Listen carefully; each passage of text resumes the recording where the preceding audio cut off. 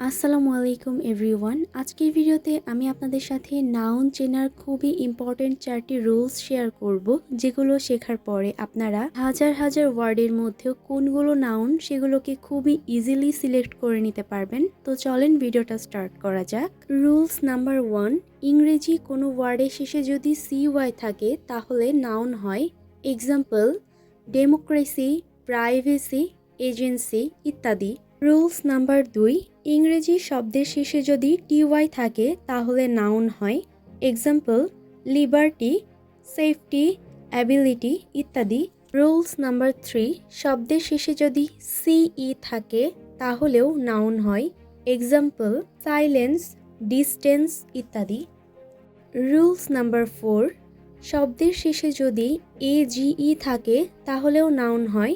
Example: passage, damage ইত্যাদি। ভিডিওটি YouTube থেকে দেখে থাকলে সাবস্ক্রাইব করুন, ফেসবুক থেকে দেখে থাকলে একটি লাইক দিয়ে ফলো দিয়ে যাবেন এবং কমেন্টে জানাবেন ভিডিওটি কেমন লেগেছে। সহজ সহজ ইংরেজি শিখতে রোহাস ইংলিশ প্রজেক্টের পাশেই থাকুন। আসসালামু আলাইকুম।